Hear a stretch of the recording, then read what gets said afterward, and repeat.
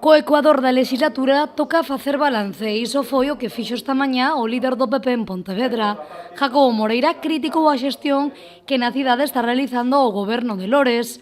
Moreira cree que a boa vila está desatendida en todos os aspectos, como por exemplo en infraestructuras. Por otra parte, no cumplen las expectativas. En materia de infraestructuras, lo más reseñable en estos 2 años es que en vez de un hotel de 5 estrellas que estaba previsto para la parcela de Tafisa, lo que nos ha dado es una explanada para aparcar coches y autocaravanas. Esta es la realidad de la gestión en materia de infraestructuras, sin olvidar, eso sí, un banco corrido en la Plaza de la Herrería. Creo que son 2 obras como para sentirse orgulloso después de 2 años. Moreira considera que os temas claves da cidade continúan nun caixón, como son o pexón ou o transporte público urbano. Por todas estas razóns, considera que Lores está atormentado e o goberno local descoordinado.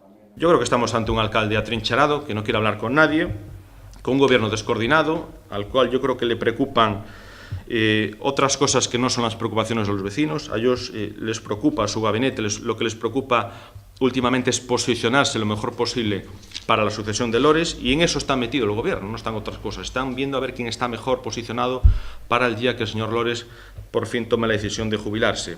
Moreira di que nada se fixo nestes 2 anos e que nada se fará no que resta de legislatura en Pontevedra.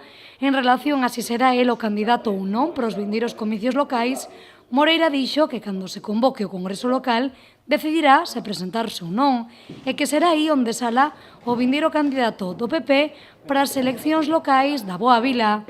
O que si ten claro Jacobo Moreira é que rematará o seu mandato nesta legislatura.